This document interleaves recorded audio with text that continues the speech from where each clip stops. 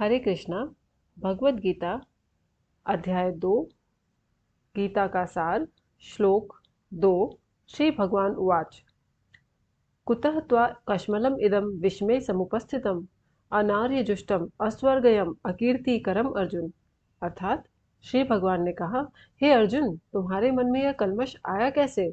यह उस मनुष्य के लिए तनिक भी अनुकूल नहीं है जो जीवन के मूल्य को जानता हो। इससे उच्च लोक की नहीं अपितु अपयश की प्राप्ति होती है। व्याख्या।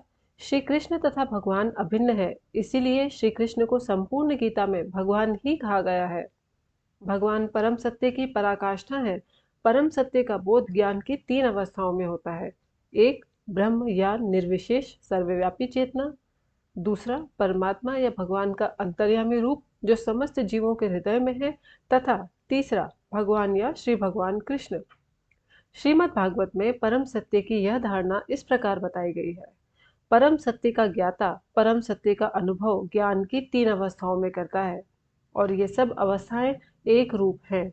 ये ब्रह्म, परमात्मा तथा भगवान के रूप में व्यक्त की जाती हैं। इन 3 दिव्य पक्षों को सूर्य के दृष्टांत द्वारा समझाया जा सकता है। दृष्टांत यानी एग्जाम्पल, क्योंकि उसके भी 3 भिन्न भिन्न पक्ष होते हैं, यथा धूप, सूर्य की सतह तथा सूर्यलोक स्वयं। जो नौसिखिया सूर्य प्रकाश, उसकी विश्वव्याप्ति तथा उसकी निर्विशेष प्रकृति के अखंड तेज के ज्ञान से ही तुष्ट हो जाता है, वह उस व्यक्ति के समान है जो परम सत्य के ब्रह्म रूप को ही समझ सकता है। जो व्यक्ति कुछ अधिक जानकार है, वह सूर्य के गोले के विषय में जान सकता है, जिसकी तुलना परम सत्य के परमात्मा रूप से की जाती है। और जो व्यक्ति सूर्य लोक के अंतर में प्रवेश कर सकता है, उसकी तुलना उससे की जाती है जो परम सत्य के साक्षात रूप की अनुभूति प्राप्त करता है। अतः जिन भक्तों ने परम सत्य के भगवान स्वरूप का साक्षात्कार किया है, वे सर्वोच्च आध्यात्मवादी हैं। यद्यपि परम सत्य के अध्ययन में रत सारे विद्यार्थी एक ही विषय के अध्ययन में लगे हुए हैं, फिर भी तीनों अवस्थाओं के अध्येता यानी पढ़ने वाले एक ही श्रेणी के नहीं होते। संस्कृत शब्द भगवान की व्याख्या व्यासदेव के पिता पाराशर मुनि ने की है। समस्त धन, शक्ति, यश, सौंदर्य, ज्ञान तथा त्याग से युक्त परम पुरुष भगवान कहलाता है। ऐसे अनेक व्यक्ति हैं जो अत्यंत धनी हैं, अत्यंत शक्तिमान है, अत्यंत सुंदर है और अत्यंत विख्यात, विद्वान तथा विरक्त भी है, किंतु कोई सा अधिकार यह नहीं कह सकता कि उसके पास सारा धन, शक्ति आदि है। एकमात्र कृष्ण ही ऐसा दावा कर सकते हैं, क्योंकि वे भगवान हैं। ब्रह्मा, शिवा या नारायण सहित कोई भी जीव कृष्ण के समान पूर्ण ऐश्वर्यवान नहीं है। अतः ब्रह्म संहिता में स्वयं ब्रह्मा जी का निर्णय है कि श्री कृष्ण स्वयं भगवान है।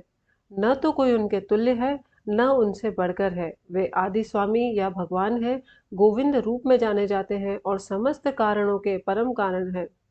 ऐसे अनेक पुरुष हैं जो भगवान के गुणों से युक्त हैं, किंतु कृष्ण परम है, क्योंकि उनसे बढ़कर कोई नहीं है। वे परम पुरुष हैं और उनका शरीर सच्चिदानंदमय है। वे आदि भगवान गोविंद हैं और समस्त कारणों के कारण हैं। भगवान की उपस्थिति में अर्जुन द्वारा स्वजनों के लिए शोक करना सर्वथा अशोभनीय है। अतः कृष्ण ने कुतः शब्द से अपना आश्चर्य व्यक्त किया है।